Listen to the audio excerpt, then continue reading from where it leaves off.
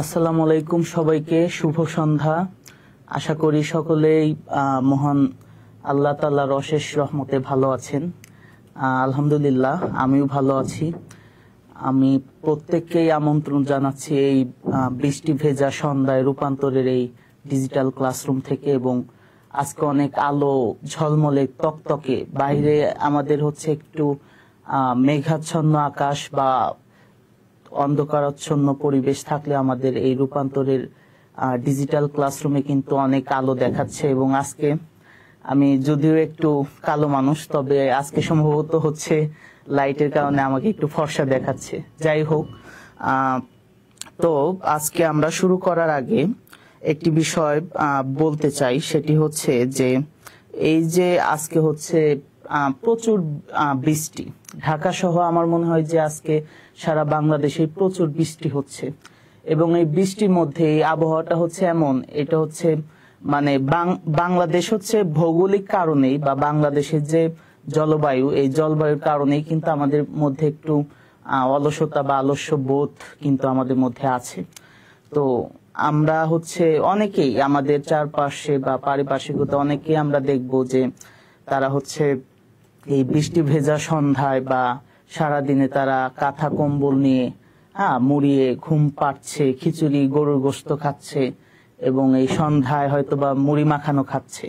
কিন্তু আপনারা যারা চাকরি প্রত্যাশী ভাই ও বোনেরা আছেন, আপনারা এই যে কষ্ট করে এই বৃষ্টির এই আবহাওয়ার যে একটা মানে চাহিদা, সেটিকে উপেক্ষা করে আমাদের সাথে যে আছেন এবং আমাদের এই দেশের বিভিন্ন প্রান্ত থেকে লাইভ দেখছেন, এই কারণে আপনাদের প্রতি রূপান্তরের পক্ষ থেকে অশেষ কৃতজ্ঞতা এবং অভিনন্দন। এবং সেই সঙ্গে শুরুতে একটি বিষয় আপনাদেরকে বলতে চাই, সেটি হচ্ছে যে যেখান থেকেই দেখছেন দয়া করে আপনারা প্রত্যেকেই আপনাদের নিজ নিজ ফেসবুক অল থেকে আজকের এই লাইভ সেশনটি শেয়ার দেবেন এবং বেশি বেশি কমেন্টস এবং রিয়াকশন দেবেন, যাতে হচ্ছে আমরা উৎসাহিত হই এবং আমাদের এই রূপান্তরের যে ধারাবাহিক একটি চলমান প্রক্রিয়া, যে আপনাদের সরকারি চাকরি পাইয়ে দেওয়ার যে একটি মানে হচ্ছে ধীর প্রত্যয় রূপান্তর নিয়েছে, সেটিকে আপনারা একটু উৎসাহিত করবেন। তো যাই হোক, আমরা বেশ কিছুদিন ধরেই আমাদের এই চলমান ফ্রি লাইভ প্রক্রিয়া চলছে এবং এটি আরো সামনে চলবে। সেই সঙ্গে হচ্ছে আমাদের ইতিমধ্যেও আমাদের হচ্ছে কিছু পেইড কিছু ব্যাচ শুরু হয়ে গেছে, যেটির মাধ্যমে হচ্ছে আমরা স্টুডেন্টদের সাথে সরাসরি আমরা হচ্ছে অন টু অন কানেকশনের মাধ্যমে আমরা তাদেরকে মানে বেস্ট একটি সার্ভিস বা বেস্ট একটি প্রিপারেশন যেন তারা নিতে পারে, সেটি দেওয়ার আমাদের যে প্রচেষ্টা সেটি অব্যাহত রয়েছে। সেই সঙ্গে আমাদের ফ্রি লাইভ তো চলছেই।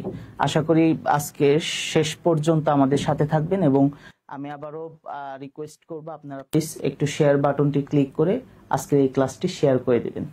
যাই হোক, আমরা একদম শুরুর দিন আমরা সংবিধান পড়েছি এবং হচ্ছে আজকে তারপরে একটি ক্লাসে আমরা সংবিধান পড়েছি এবং সংবিধান নিয়ে আজকে হচ্ছে আমাদের এটি হচ্ছে 3য় নাম্বার ক্লাস।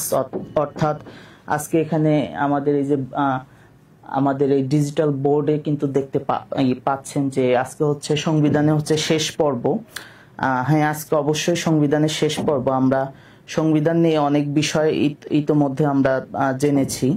তো আমরা হচ্ছে আরো আজকে আরেকটু বিস্তারিতভাবে জানবো এবং আজকের এই ক্লাসটির মাধ্যমে আমরা হচ্ছে যে আমাদের সংবিধান সেটি হচ্ছে আমরা হচ্ছে আজকে শেষ করে দেব। এবং কিছু দিক নির্দেশনা দেওয়া থাকবে, যেটির মাধ্যমে আপনারা নিজেরাও পড়ে নিতে পারবেন। যাই হোক, তো আমরা হচ্ছে এখন সরাসরি ক্লাসে যাই। সেটি হচ্ছে যে সংবিধান নিয়ে আমরা প্রথম যেদিন ছিল সেদিন আমরা পড়েছি হচ্ছে যে সংবিধানের ইতিহাস, তৈরির একটি ইতিহাস আমরা পড়েছি। তারপরে আমরা দ্বিতীয় দিন পড়েছি হচ্ছে সংবিধানের প্রথম এবং হচ্ছে দ্বিতীয় ভাগ।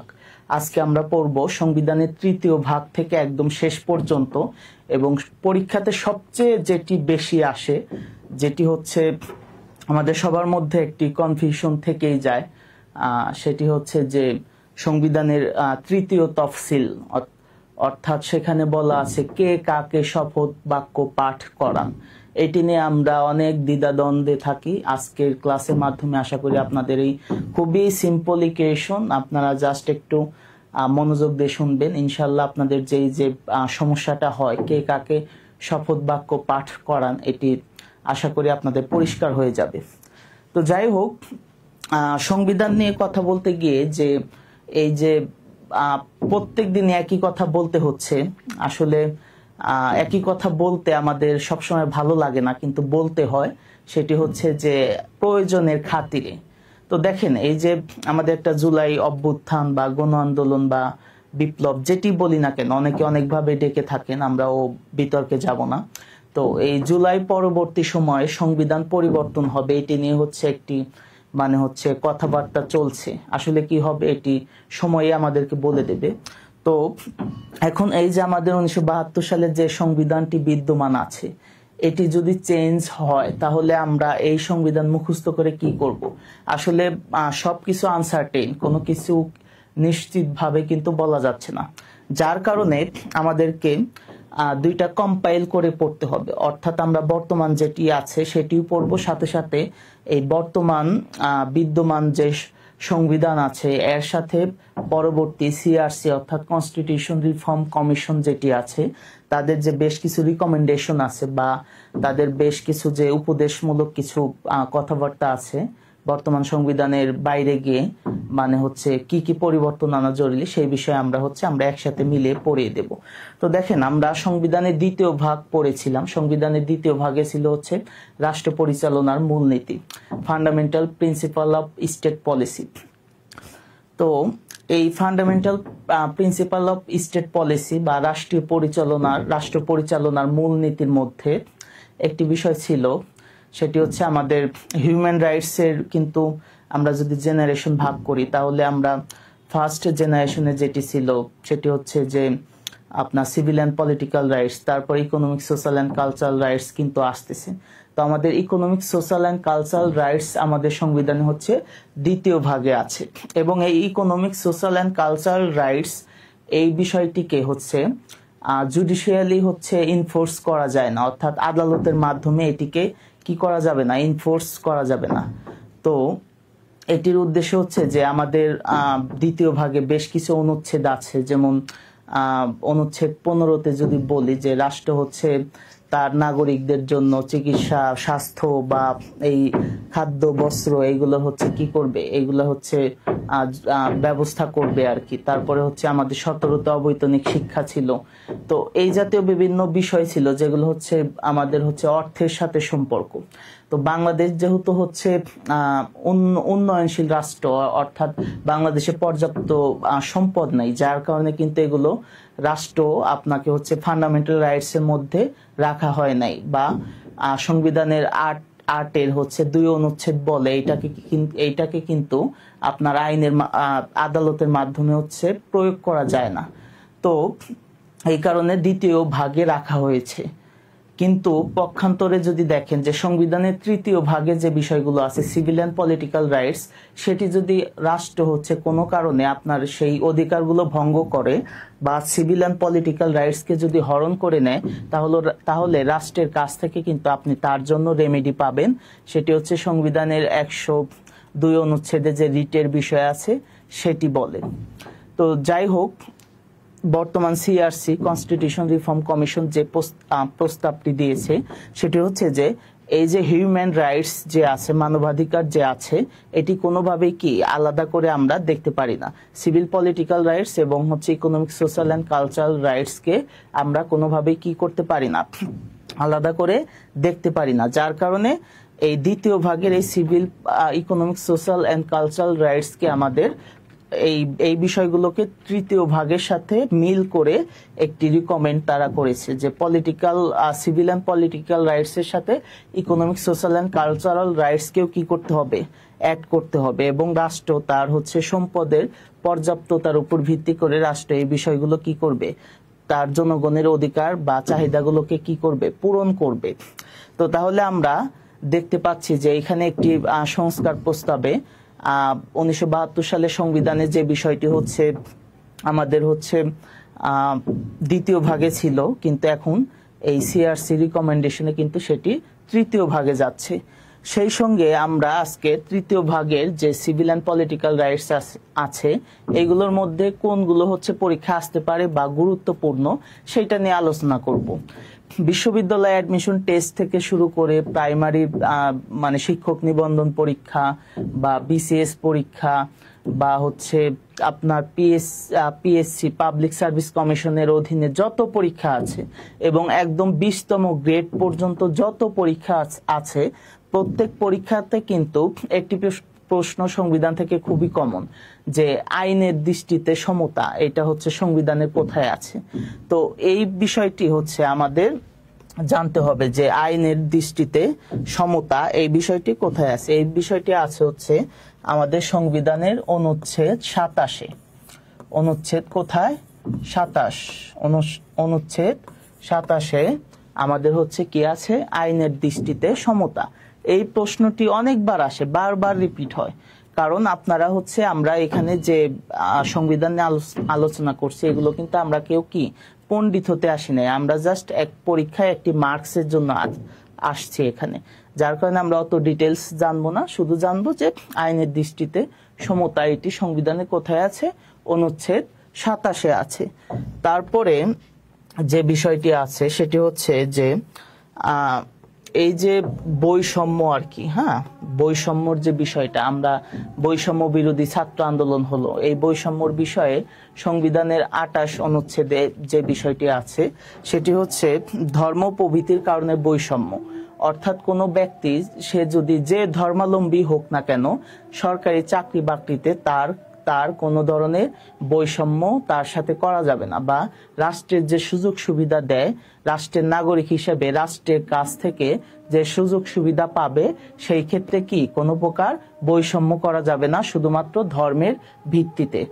তাহলে এই বিষয়টি আছে হচ্ছে আমাদের সংবিধানে 28 নং অনুচ্ছেদে। তাহলে তৃতীয় ভাগ থেকে 27-28 নং অনুচ্ছেদ খুবই গুরুত্বপূর্ণ। তারপরে যে বিষয়টি আছে যে সরকারি নিয়োগ লাভের সমতা, সরকারি নিয়োগ লাভের সমতা, এই বিষয়টি আছে হচ্ছে আমাদের অনুচ্ছেদ হচ্ছে 29-এ। অনুচ্ছেদ 29-এ কি আছে, সরকারি নিয়োগ লাভের সমতা। এখানে একটি বিষয় যে ডিসক্রিমিনেশনের বিষয়টি বলা আছে যে একজন হচ্ছে রাষ্ট্রের নাগরিক, সে যদি তার মানে হচ্ছে নিয়োগপত্রের যাবতীয় কন্ডিশন যদি ফুলফিল করতে পারে, তাহলে তাকে শুধুমাত্র তার ধর্ম বা তার জাত বা তার সম্প্রদায় বা হচ্ছে তার হচ্ছে রাজনৈতিক মতাদর্শ, এটির ভিত্তিতে কি তাকে হচ্ছে সরকারি চাকরিতে যোগদান করা থেকে কি বা নিয়োগ লাভ থেকে বিরত রাখা যাবে না। তবে এইখানে একটি বিষয় আছে যে সেটি হচ্ছে যে পজিটিভ ডিসক্রিমিনেশনের একটি কথা বলা আছে। এইটা হচ্ছে যে যারা হচ্ছে মানে হচ্ছে প্রান্তিক জনগোষ্ঠী বা যারা হচ্ছে পিছিয়ে পড়া জনগোষ্ঠী, তাদের ক্ষেত্রে যে কোটার যে বিষয়টি আছে, যেটি নিয়ে অনেক আন্দোলন হলো, অনেক কিছুই দৃশ্যপট পাল্টে গেল, সেটি হচ্ছে যে এদেরকে কি করতে হবে, এদেরকে বিশেষভাবে একটি তাদের কোটা ব্যবস্থার মাধ্যমে তাদেরকে কি নিয়োগ দিতে হবে।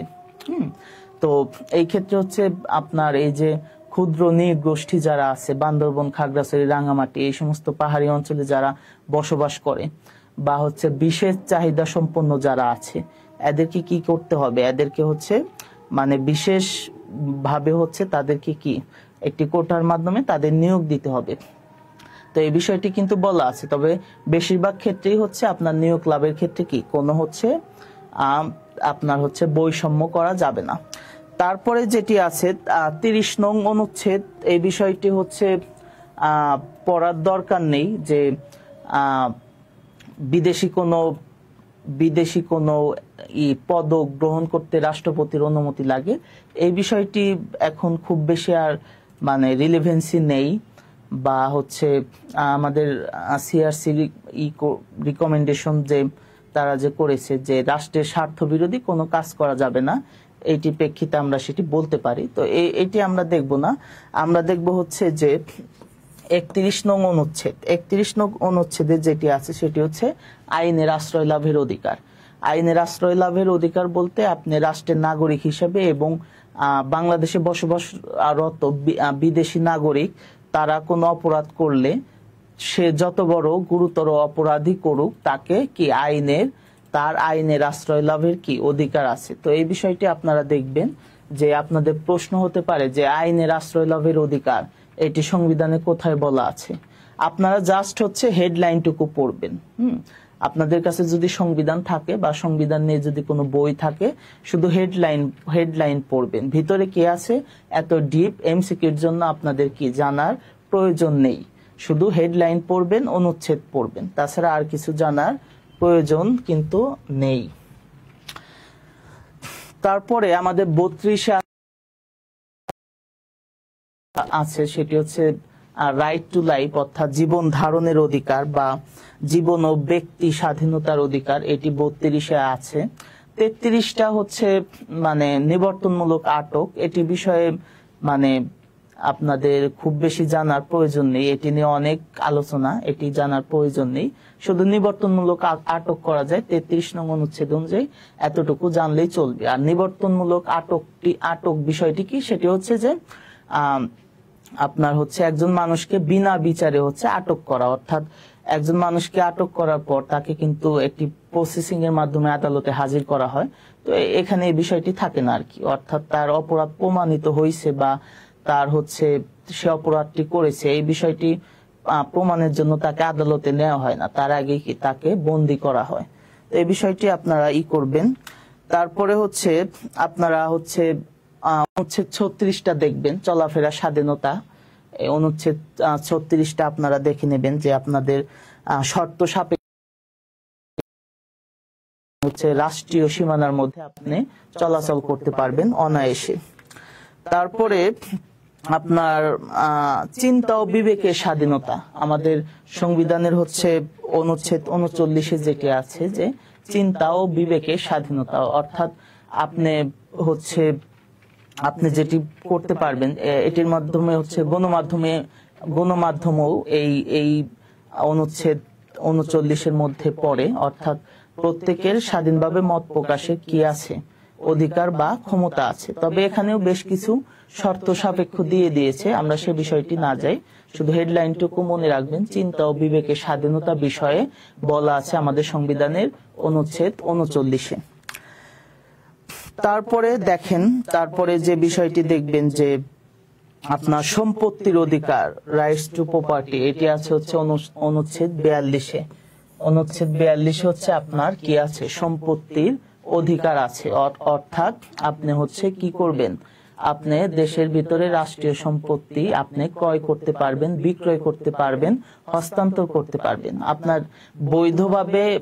বৈধভাবে উপার্জিত আয় দিয়ে বা বৈধভাবে অর্জনকৃত যে কোনো সম্পত্তি আপনি নিজের কাছে রাখতে পারবেন, হস্তান্তর করতে পারবেন, সেটি দানের মাধ্যমে বা আপনি বিক্রয় করতে পারবেন, যা ইচ্ছা করতে পারবেন। তো আমরা এই বিষয়টি দেখলাম। এখন এই তৃতীয় ভাগ থেকে যে অনুচ্ছেদগুলো বললাম, এইটা হচ্ছে ইম্পর্টেন্ট, এইগুলো হচ্ছে আপনারা পড়ে নেবেন। এখন যে বিষয়টি আমরা দেখব সেটি হচ্ছে আমাদের সংবিধানের চতুর্থ ভাগে যে বিষয়টি আছে সেটি হচ্ছে নির্বাহী বিভাগ।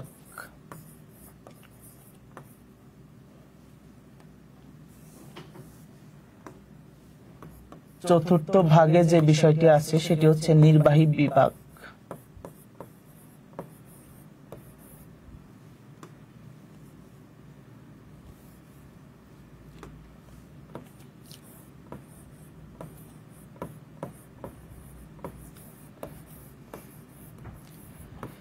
দেখেন, নির্বাহী বিভাগ আছে আমাদের চতুর্থ ভাগে, এবং নির্বাহী বিভাগের যে প্রথমেই দেখতে পাচ্ছি যে অনুচ্ছেদ 48-এ যে বিষয়টি আছে সেটি হচ্ছে যে রাষ্ট্রপতি, অর্থাৎ একটি আমাদের বাংলাদেশের প্রধানকে রাষ্ট্রপতি, তিনি হচ্ছে আপনার রাষ্ট্রের কিন্তু প্রধান, তার নামে হচ্ছে রাষ্ট্রের সকল নির্বাহী কার্যাবলী পরিচালিত হয়।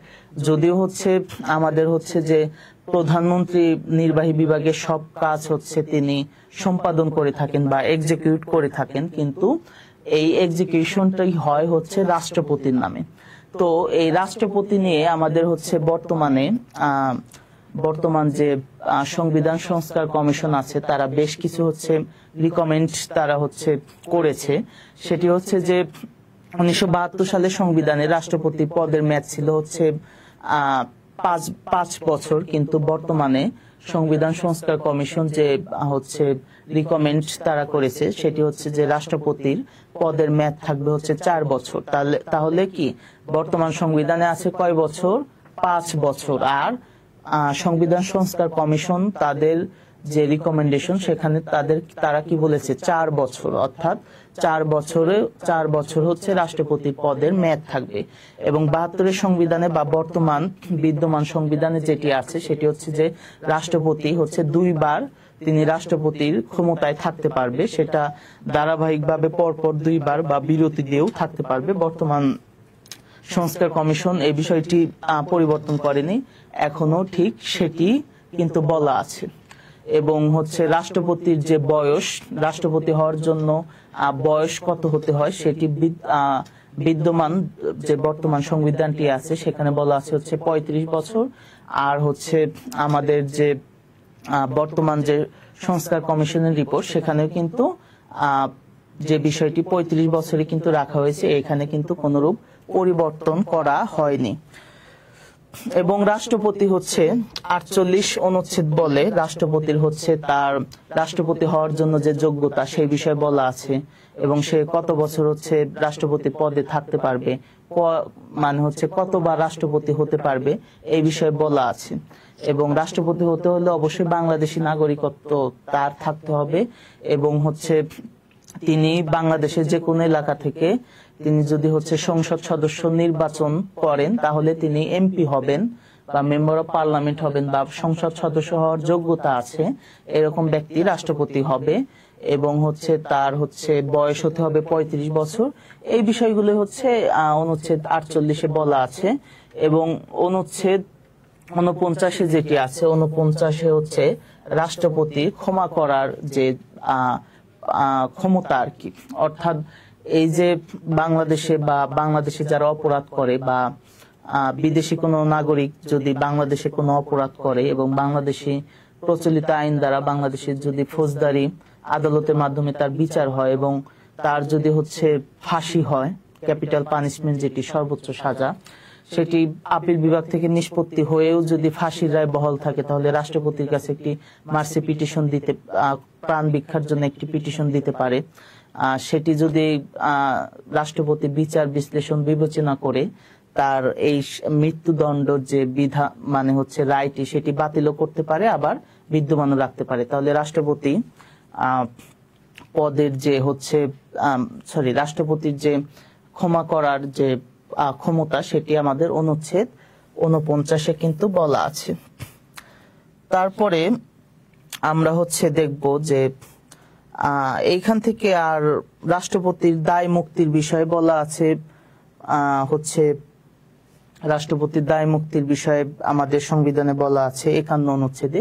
এটি জানার এটি আপনার একটু জাস্ট এতটুকুই জানবেন যে রাষ্ট্রপতি সংবিধানে 51 অনুচ্ছেদ অনুযায়ী কি দায় মুক্তি দিতে পারে আর কি, দায় মুক্তি পেতে পারে। অর্থাৎ রাষ্ট্রপতি থাকাকালীন সময়ে তার কোনো কাজের জন্য তাকে কোনো ফৌজদারি আদালতে তার বিরুদ্ধে কোনো অভিযোগ আনা যাবে না, অর্থাৎ তিনি হচ্ছে দায় মুক্তি পাবেন।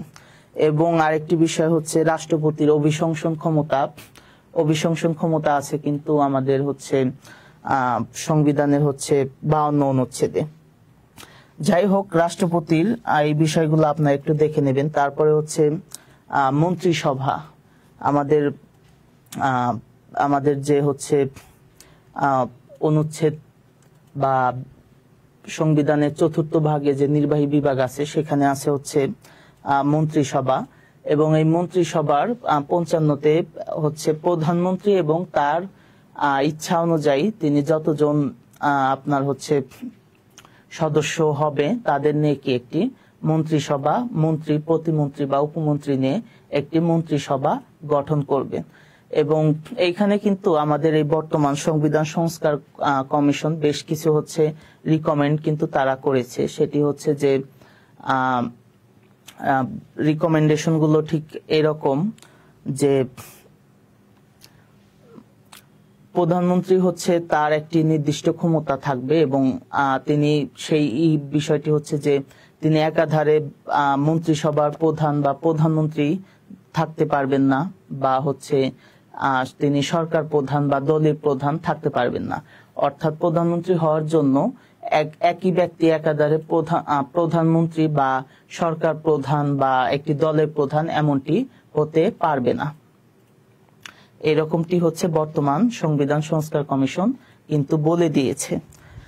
তারপরে এইখান থেকে হচ্ছে আপনারা প্রধানমন্ত্রী পদের মেয়াদ যে বিষয়টি আছে, যে আমরা সবাই জানি যে প্রধানমন্ত্রী হচ্ছে মানে আনলিমিটেড, মানে তিনি যতদিন বেঁচে থাকেন যতবার ইচ্ছা তিনি দেশের প্রধানমন্ত্রী হবেন।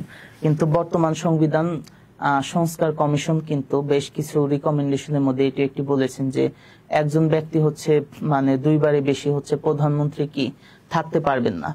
এবং হচ্ছে আমাদের বর্তমান যে সংসদ আছে এই সংসদের মেয়াদ হচ্ছে আমাদের কত, এই সংসদের মেয়াদ হচ্ছে আমাদের 5 বছর।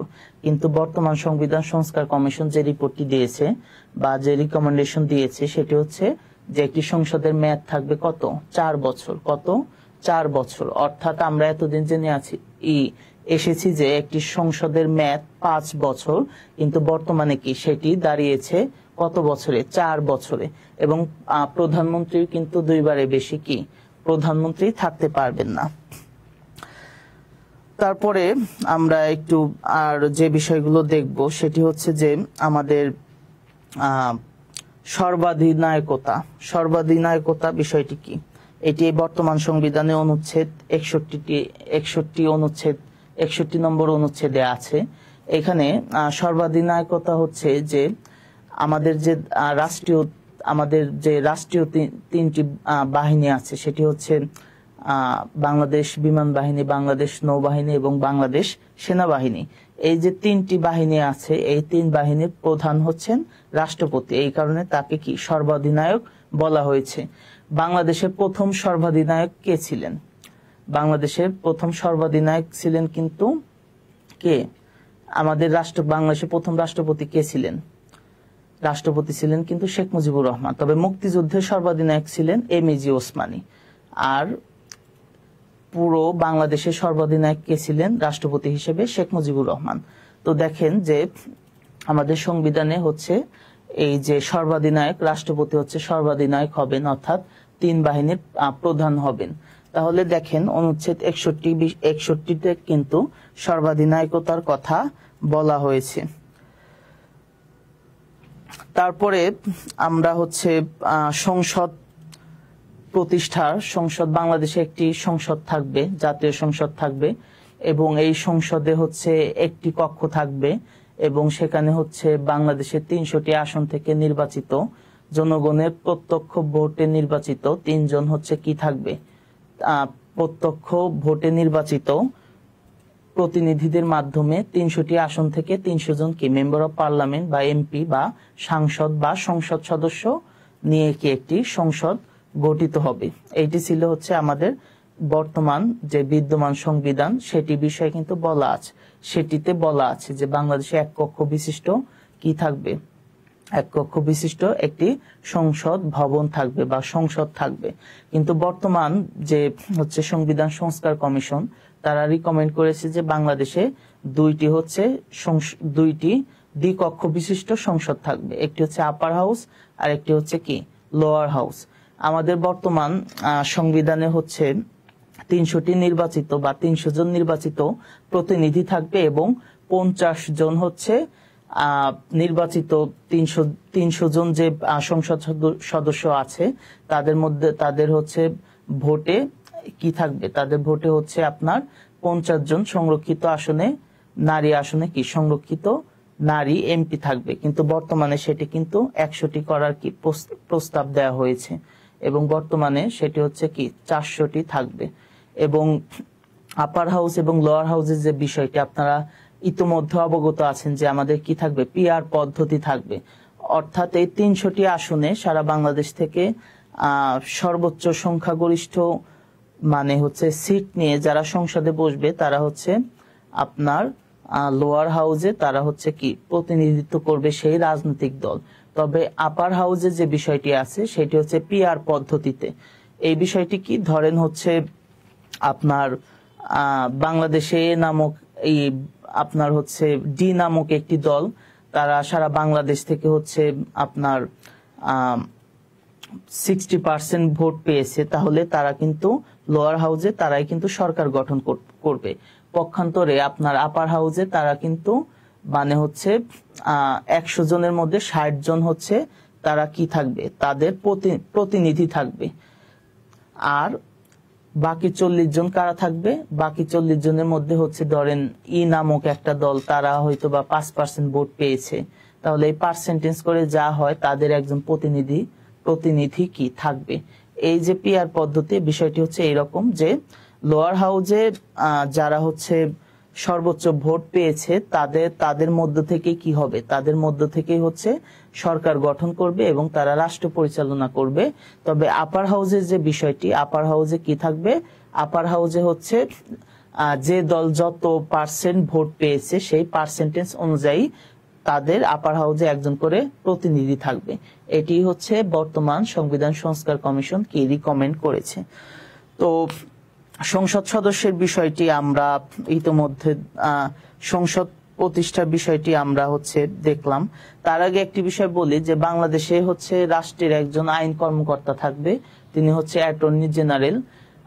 তিনি হচ্ছে সংবিধানের অনুচ্ছেদ 64 বলে একজন হচ্ছে অ্যাটর্নি জেনারেল হচ্ছে নিয়োগ পান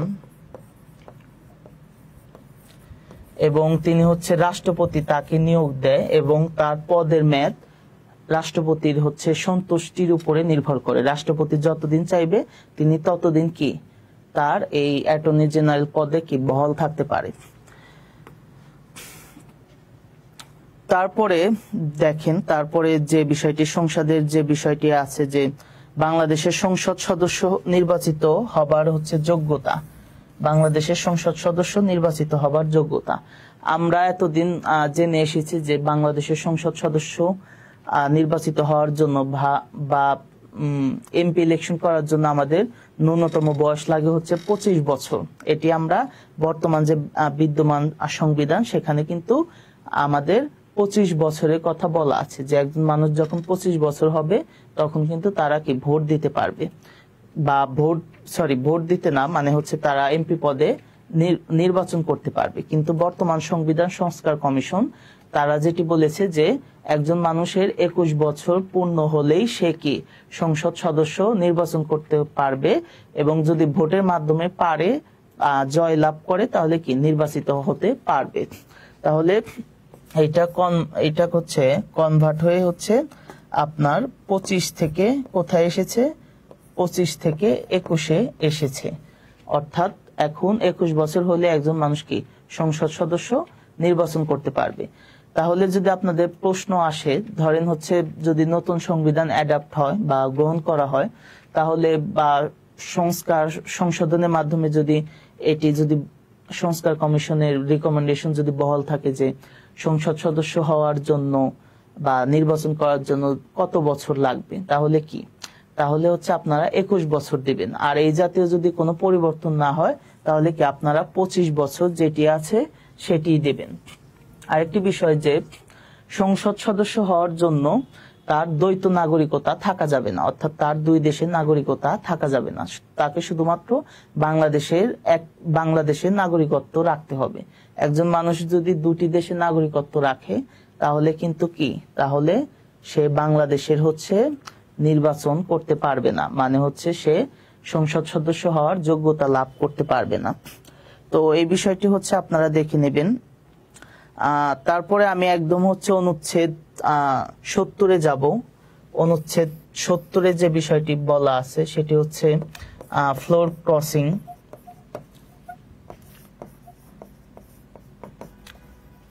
ফ্লোর ক্রসিং যে বিষয়টি আছে এটি খুবই একটি ডিবেটেবল বা বিতর্ক সৃষ্টি করে। সেটি যে এই যে নিজ দলের বিপক্ষে যদি ভোট দেয়া হয় তাহলে কি, তাহলে সেটা তার সংসদ সদস্য আসন মানে কি শূন্য হয়ে যাবে। এটি আমাদের 72 সালের সংবিধানে এক্সিস্ট করা হয়, এটা রাখা হয়। তো এর ফলে কি আমাদের যে গণতান্ত্রিক যে চর্চা এটি কিন্তু ব্যাহত হতে পারে বা ব্যাহত হয়, যার কারণে আমাদের বর্তমান সংবিধান সংস্কার কমিশন তারা এই বিষয়টিকে কি বাদ দিয়ে দিয়েছে, অর্থাৎ ফ্লোর ক্রসিং বলে কিছু থাকবে না। তবে এইখানে তারা কিছু বিষয় লিমিটেশন দিয়েছে, সেটি অর্থ বিলের ক্ষেত্রে তারা আবার নিজ দলের বিপক্ষে কি ভোট দিতে পারবে না, এই মর্মে একটি বিষয় তারা রেখেছে। যাই হোক, আমরা ডিটেলসে দেখব না। তো ফ্লোর ক্রসিং বিষয়ে কোথায় বলা হয়, এটি যদি আপনাদের প্রশ্ন আসে বা একজন সংসদ সদস্য আসন শূন্য হয় নিচের কোন ক্ষেত্রে, এরকম দিয়ে যদি প্রশ্ন আসে তাহলে ধরেন অপশন ক তে দিল নিজ দলের বিপক্ষে ভোট দিলে, অপশন খ তে দিল যে মন্ত্রী হলে, অপশন গ দিল রাষ্ট্রপতি হলে, অপশন ঘ দিল স্পিকার হলে, তাহলে আপনি কোনটা অ্যান্সার করবেন? অ্যান্সার করবেন অপশন ক, যে নিজ দলের বিপক্ষে ভোট দিলে। তারপরে দেখেন আমরা একদম 77 নং অনুচ্ছেদে যাব। 77 নং অনুচ্ছেদে যেটি বলা আছে সেটি ন্যায়পাল। ন্যায়পাল বা অম্বুডসম্যান। ন্যায়পাল বা অম্বুডসম্যান এই বিষয়টি কি? এই বিষয়টি যে এই যে আমাদের এক্সিকিউটিভ বডি, তারা যে রাষ্ট্র পরিচালনা করতেছেন, তারা রাষ্ট্র পরিচালনা করতে গিয়ে বিভিন্ন অনিয়ম অন্যায় বা দুর্নীতি করতেছে, বা তাদের এই যে জনগণের টাকা বা জনগণ তাদের দায়িত্ব দিয়েছে, তারা তাদের দায়িত্ব সঠিকভাবে পালন করতেছে কিনা, এই যে যাবতীয় বিষয়গুলো, এই যাবতীয় বিষয়গুলো দেখভাল করে কে? ন্যায়পাল। তারা একদম নিরপেক্ষ এবং স্বাধীন। তারা আপনার কি করবে, তারা আপনার এটি কিন্তু ন্যায়পাল, এটি কিন্তু একটি সাংবিধানিক পদ, ঠিক আছে, এটি কিন্তু সাংবিধানিক পদ।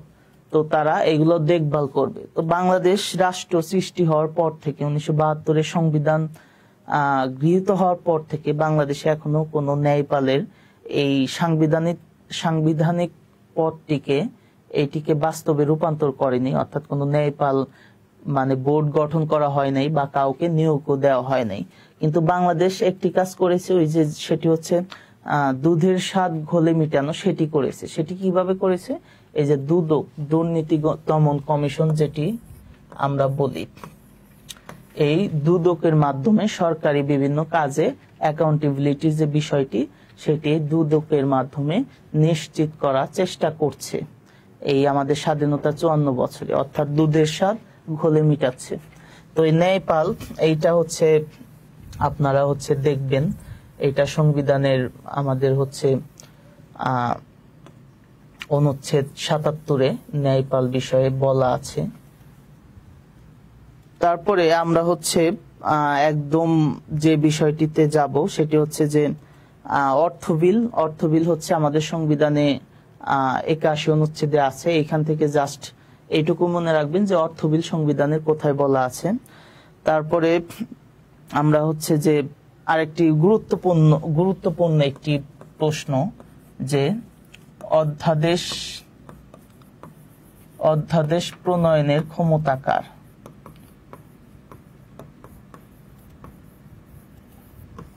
অধ্যাদেশ প্রণয়নের ক্ষমতা এটি হচ্ছে রাষ্ট্রপতির, অর্থাৎ রাষ্ট্রপতির কি আছে, অধ্যাদেশ প্রণয়নের ক্ষমতা আছে। এটি সংবিধানে কোথায় বলা আছে, এটি সংবিধানে 83 নং অনুচ্ছেদে বলা আছে। তাহলে অধ্যাদেশ কোথায় বলা আছে, সংবিধানে 83 নং অনুচ্ছেদে। এখন একটু এই বিষয়টি একটু ধারণা দেই খুবই সিম্পলি, সেটি হচ্ছে যে অধ্যাদেশটা কি।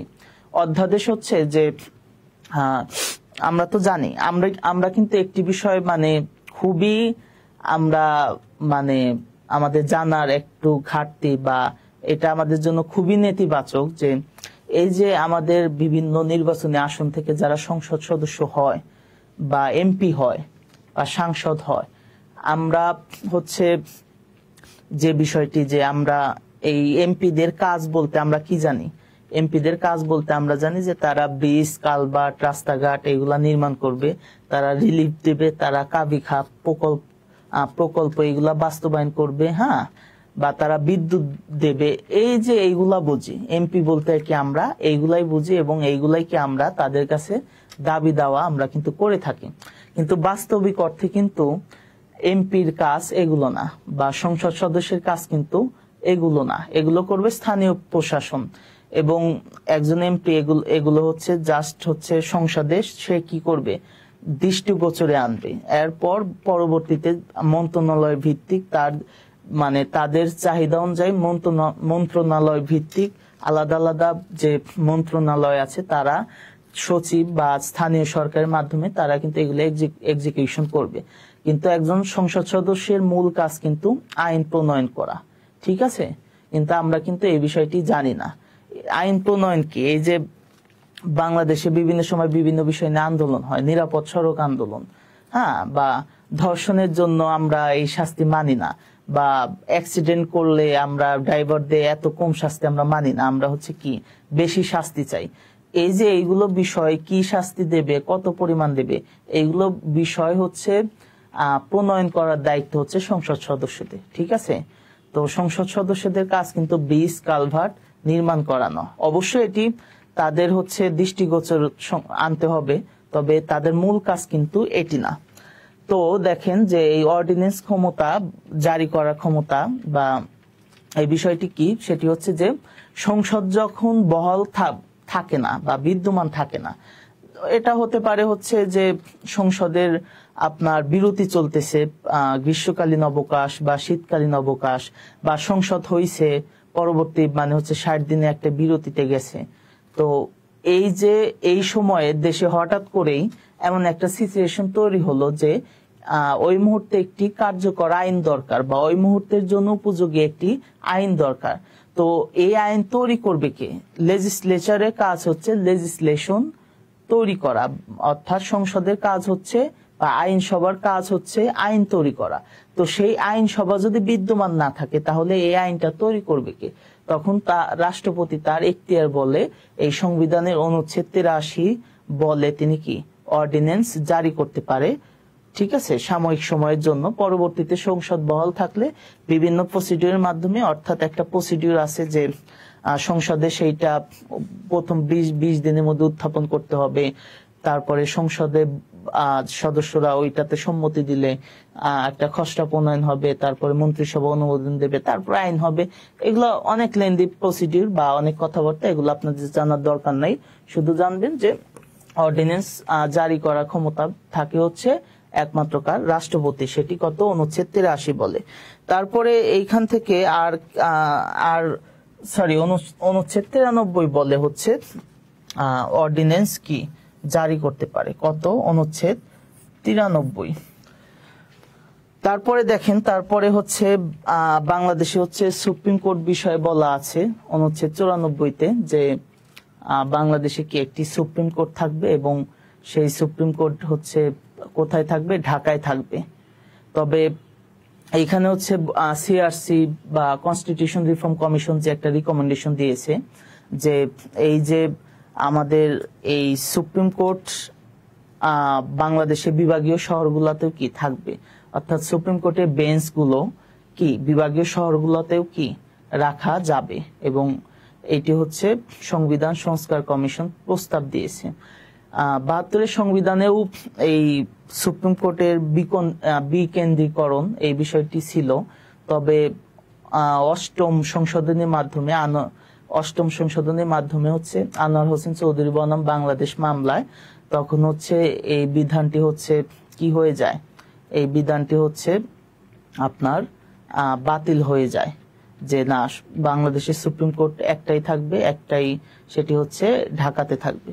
তো যাই হোক, বর্তমান যদি এটি কার্যকর হয় তাহলে আমরা দেখতে পাবো যে সুপ্রিম কোর্ট কোথায় থাকতে পারবে, বাংলাদেশের বিভাগীয় শহরগুলোতে সুপ্রিম কোর্টের বেঞ্চ বসতে পারে।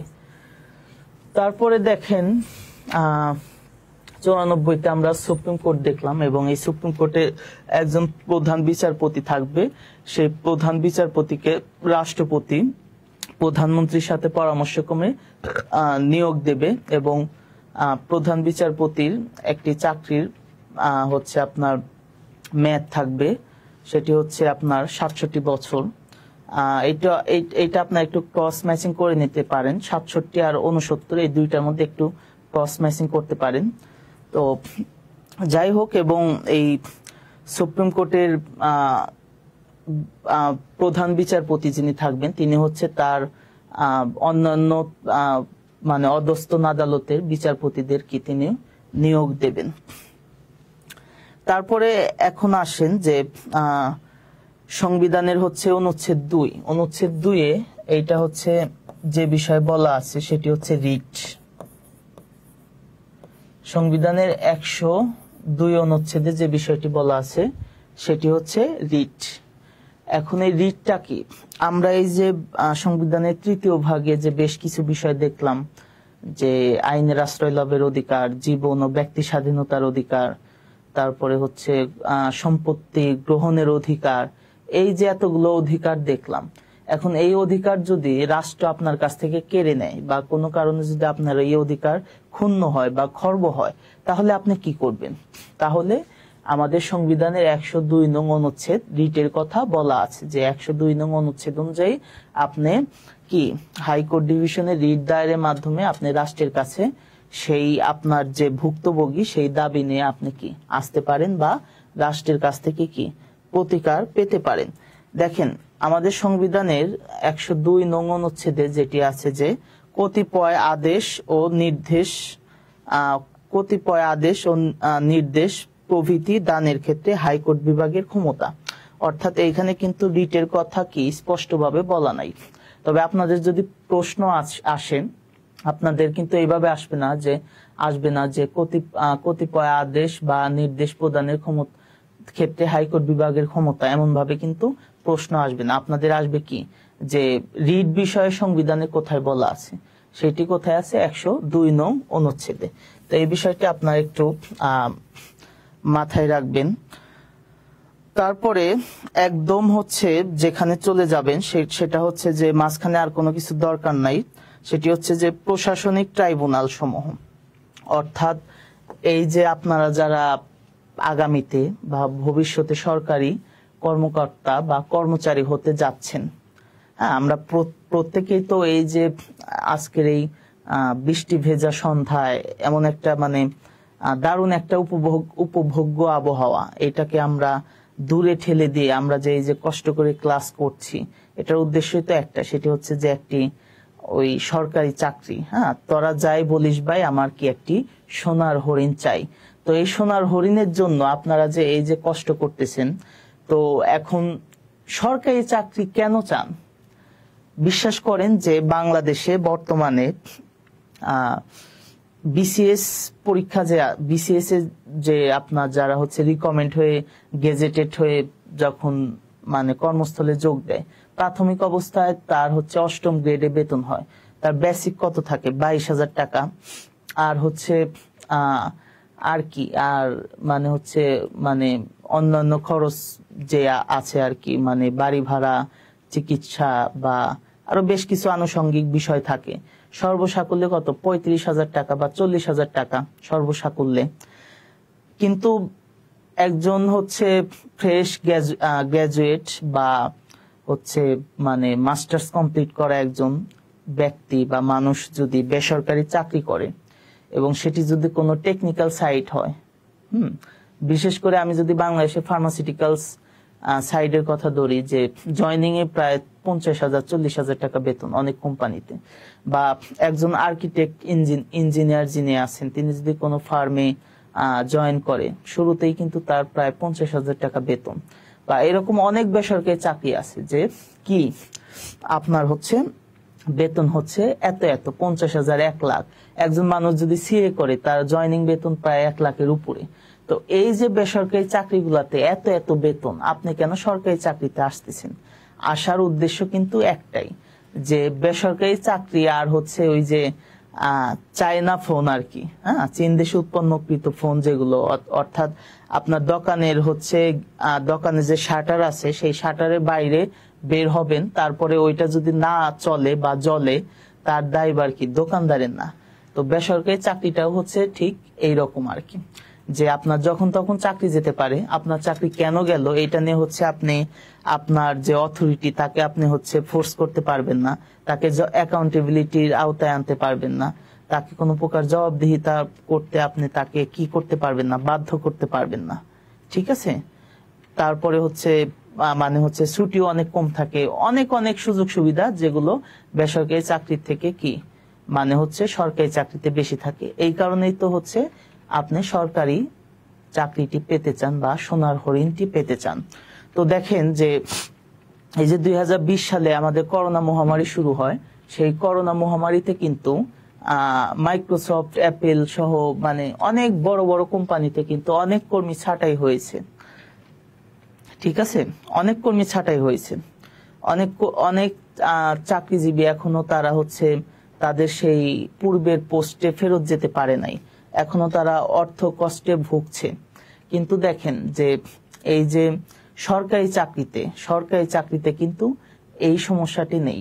বাংলাদেশে এই যে প্রায় 1.5 বছরের মতো করোনার জন্য বিভিন্ন মানে হচ্ছে সার্ভিস বন্ধ ছিল, বেসরকারি অনেক কোম্পানি বন্ধ হয়ে গেছে, অনেক বেসরকারি চাকরিজীবী তাদের চাকরি হারিয়েছে। কিন্তু বিশ্বাস করেন, আপনি একটা মানুষকে দেখাইতে পারবেন যে শুধুমাত্র করোনার কারণে একজন সরকারি চাকরিজীবীর চাকরি হারাইছে? এরকম কিন্তু একটা উদাহরণও কিন্তু আপনি কি দেখাইতে পারবেন না বা দিতে পারবেন না। ব্যক্তিগত বিভিন্ন কারণে চাকরি হারাইতে পারে, সেটি ভিন্ন বিষয়, কিন্তু করোনার জন্য বেতন দিতে পারতেছে না, বা অফিসে 10 জন কর্মচারী আছে, আমাকে 5 জনকে বিদায় করতে হবে, এরকম কিন্তু হয়নি।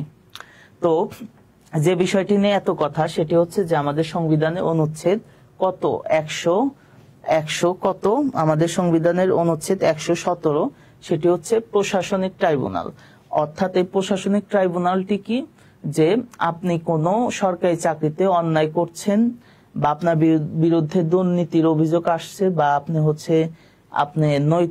নৈতিক স্খলন হয়েছে, এই মর্মে যদি আপনার বিরুদ্ধে কোনো অভিযোগ আসে, তাহলে আপনার কি চাকরি গেলে আপনি প্রশাসনিক ট্রাইব্যুনালে আপনার চাকরি যাওয়ার কারণ কেন গেল এটা ব্যাখ্যা চাইতে পারবেন, বা এইখানে হচ্ছে আপনি হাজির হয়ে আপনার সপক্ষে কি আপনি আপনার যুক্তিতর্ক উপস্থাপন করতে পারবেন।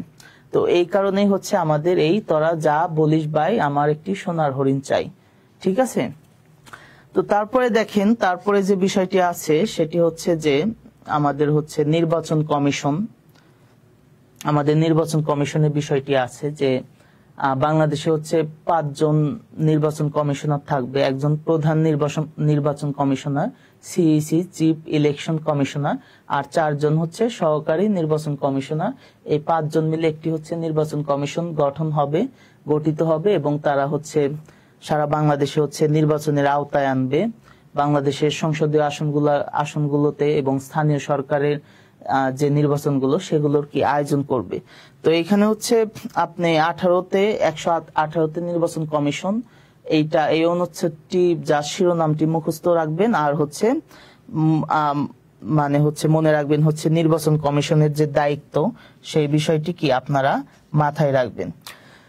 তারপরে অনুচ্ছেদ 127 যাবেন। অনুচ্ছেদ 127 আছে হচ্ছে মহা হিসাব নিরীক্ষক ও নিয়ন্ত্রক পদের প্রতিষ্ঠা। তাহলে মহা হিসাব নিরীক্ষক বা নিয়ন্ত্রক এই বিষয়টি হচ্ছে আপনারা একটু দেখে নেবেন। তারপরে হচ্ছে আপনারা যে বিষয়টি দেখবেন সেটি হচ্ছে যে আমাদের সংবিধানের 137 অনুচ্ছেদ, এটি খুবই গুরুত্বপূর্ণ।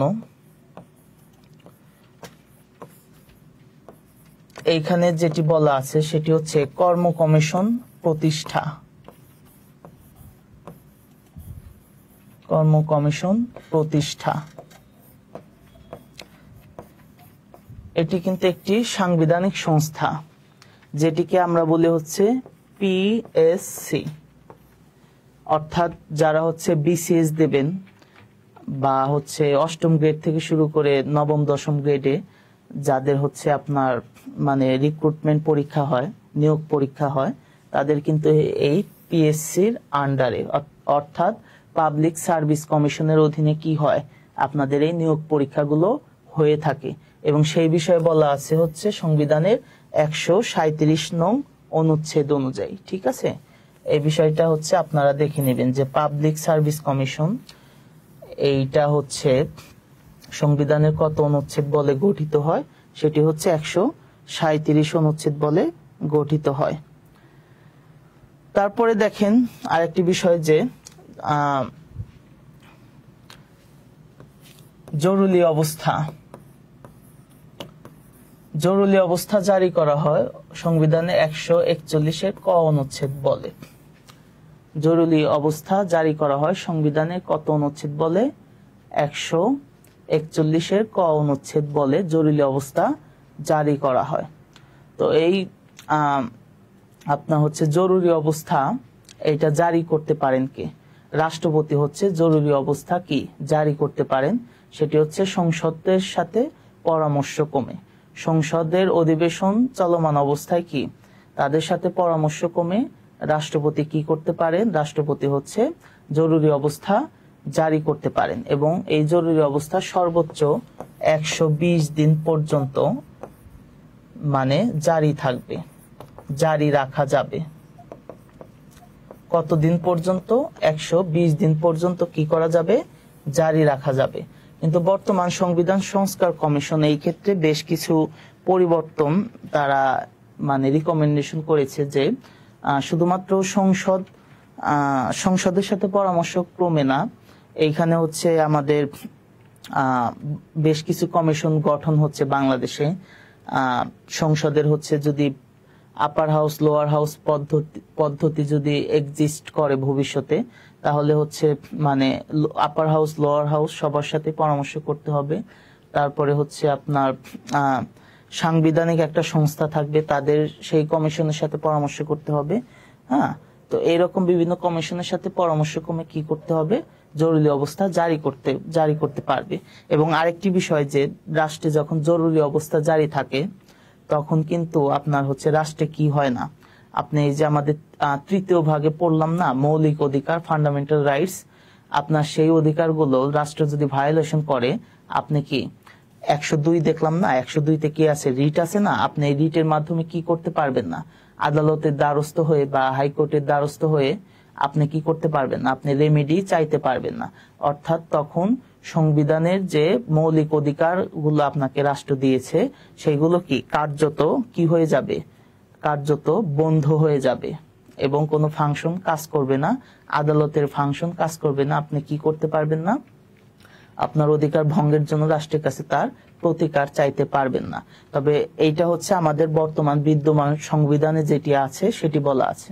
কিন্তু বর্তমান সিআরসি বা সংবিধান সংস্কার কমিশন তারা বলেছে যে না, দেশে যদি জরুরি অবস্থা জারি করা হয় তাহলে কি মৌলিক অধিকারগুলো কি হবে? মৌলিক অধিকারগুলো পূরণ করা হবে এবং কারো মৌলিক অধিকার যদি ভঙ্গ হয় তাহলে রাষ্ট্র কি করবে? রাষ্ট্রের কাছে যার মৌলিক অধিকার ভঙ্গ হয়েছে সেই সংক্ষুব্ধ ব্যক্তি বা মানে হচ্ছে যে কেউ কি করতে পারবে? রিট দায়েরের মাধ্যমে তার অধিকার ফেরত পাইতে পারবে।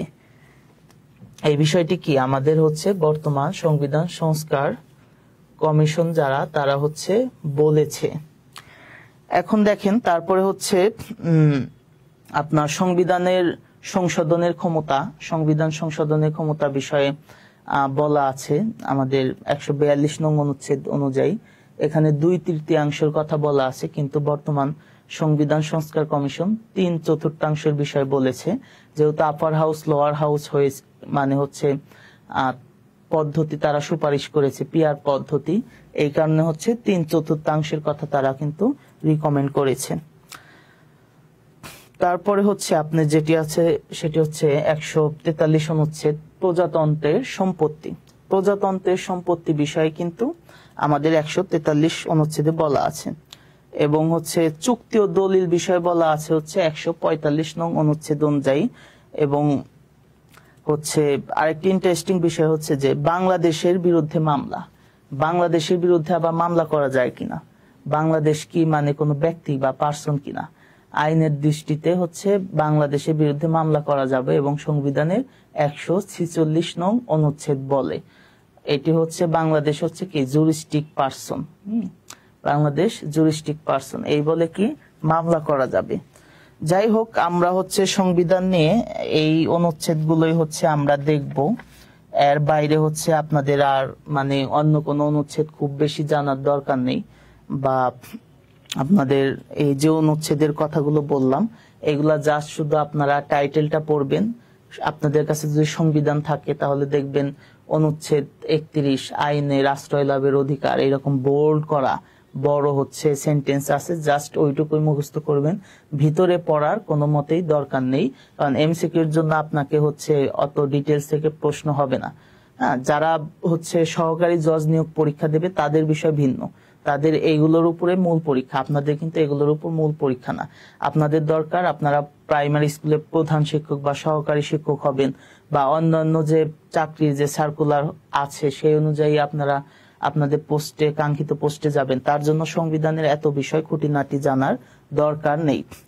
তারপরে যে বিষয় সেটি হচ্ছে যে কে কাকে শপথ বাক্য পাঠ করান, কে কাকে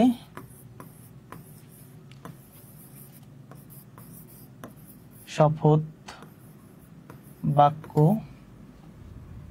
কে কাকে শপথ করান আর কি।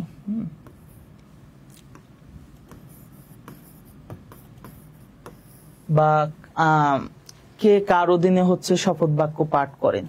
তো দেখেন এই বিষয়ে বলা আছে আমাদের সংবিধানে হচ্ছে তফসিল আছে কয়টা, তফসিল সংবিধানের তফসিল আছে হচ্ছে 7টা। এই 7টা তফসিলের মধ্যে আমাদের হচ্ছে তৃতীয় তফসিলে, কত তফসিল, তৃতীয় তফসিলে হচ্ছে আমাদের এই কে কাকে শপথ পাঠ করান এই বিষয়টি বলা আছে কোথায়, তৃতীয় তফসিলে। তো তৃতীয় তফসিলে শুরুতেই যদি দেখেন রাষ্ট্রপতি, শুরুতে আছে কি রাষ্ট্রপতি, রাষ্ট্রপতিকে শপথ বাক্য পাঠ করান কে, রাষ্ট্রপতিকে রাষ্ট্রপতিকে শপথ পড়ান হচ্ছে স্পিকার। তাহলে রাষ্ট্রপতিকে শপথ বাক্য পাঠ করান কে, স্পিকার, ঠিক আছে। তারপরে যে বিষয়টি বলা আছে সেটি হচ্ছে প্রধানমন্ত্রী, প্রধানমন্ত্রীকে শপথ বাক্য পাঠ করান কে,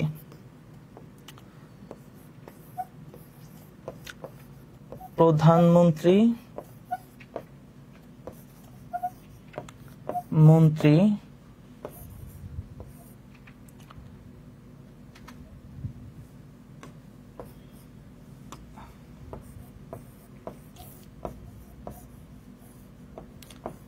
প্রতিমন্ত্রী উপমন্ত্রী, প্রধানমন্ত্রী অন্যান্য মন্ত্রী প্রতিমন্ত্রী উপমন্ত্রী যত মন্ত্রী আছে এই সব মন্ত্রীকে শপথ বাক্য পাঠ করাবেন কে, রাষ্ট্রপতি। তাহলে কে পাঠ করাবেন, রাষ্ট্রপতি। তারপরে দেখেন স্পিকার, স্পিকারকে শপথ বাক্য পাঠ করাবেন কে, স্পিকারকে শপথ বাক্য পাঠ করাবেন হচ্ছে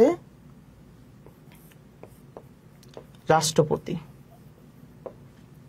স্পিকারকে শপথ, স্পিকার এবং ডেপুটি স্পিকার এদের শপথ বাক্য পাঠ করাবেন কে, রাষ্ট্রপতি। আর সংসদ সদস্য যারা আছেন, সংসদ সদস্য যারা আছেন, সংসদ সদস্যদের শপথ বাক্য পাঠ করাবেন কে, স্পিকার। সংসদ সদস্যদের শপথ বাক্য পাঠ করাবেন কে? স্পিকার হচ্ছে সংসদ সদস্যদের শপথ বাক্য পাঠ করাবেন। তারপরে যে বিষয়টি আছে সেটি হচ্ছে প্রধান বিচারপতি। তারপরে আছে হচ্ছে প্রধান বিচারপতি। প্রধান বিচারপতিকে শপথ বাক্য পাঠ করাবেন হচ্ছে রাষ্ট্রপতি।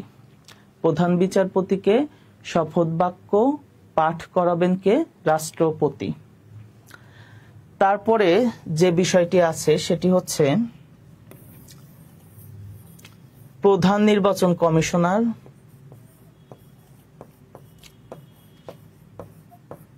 প্রধান নির্বাচন কমিশনার।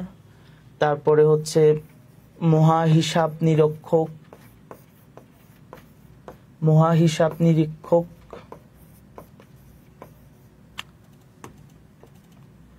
মহাহিসাব নিরীক্ষক, নিয়ন্ত্রক এবং তারপরে হচ্ছে কর্ম কমিশনের যে প্রধান অর্থাৎ পিএসসির প্রধান, তাদের শপথ বাক্য পাঠ করাবেন হচ্ছে প্রধান বিচারপতি। তাহলে নির্বাচন কমিশনার, মহাহিসাব নিরীক্ষক ও নিয়ন্ত্রক ও পাবলিক সার্ভিস কমিশনের যিনি প্রধান, তাদের শপথ বাক্য পাঠ করাবেন কে? তাদের শপথ বাক্য পাঠ করাবেন হচ্ছে প্রধান বিচারপতি।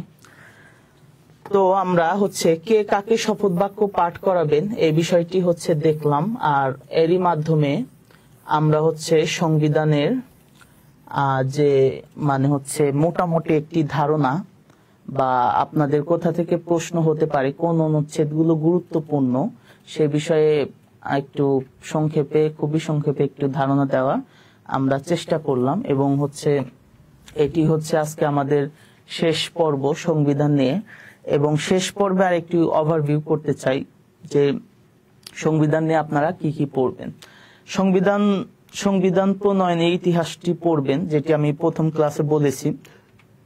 সাপ্লিমেন্টারি তথ্য হিসেবে পড়তে পারেন যে সংবিধানের হচ্ছে ইংরেজি অনুবাদক কে ছিলেন? ডক্টর কামাল হোসেন। তারপরে হচ্ছে বাংলা অনুবাদক কে ছিলেন? ডক্টর আনিসুজ্জামান, অধ্যাপক আনিসুজ্জামান।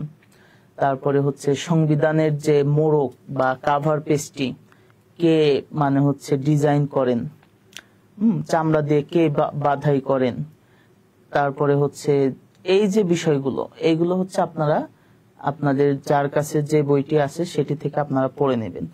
আর আমাদের হচ্ছে রূপান্তরের যে আপনার প্রাথমিক শিক্ষক নিয়োগ পরীক্ষার যে একটি সার্কুলার হয়েছে, সেখানে আপনার সিগনেচার ব্যাচ চলছে। সেখানে হচ্ছে আমাদের তত্ত্বাবধানে রূপান্তরের যারা মানে হচ্ছে মেন্টর প্যানেলে যারা আছেন, তারা তাদের তত্ত্বাবধানে এবং তাদের নিরলস প্রচেষ্টার মাধ্যমে তাদের তৈরিকৃত যে lecture sheet, exclusive lecture sheet, সেটি কিন্তু আমরা তাদেরকে প্রোভাইড করে থাকি আমাদের পেইড ব্যাচে যারা আছেন।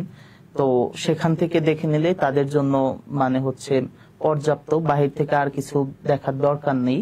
আর যারা আমাদের ফ্রি লাইভ ক্লাসটি বা সেশনটি আপনারা যারা দেখছেন, আপনারা হচ্ছে আপনাদের যার কাছে যে বইটি আছে সেখান থেকে সংবিধান নিয়ে এই বিষয়গুলো একটু দেখে নেবেন।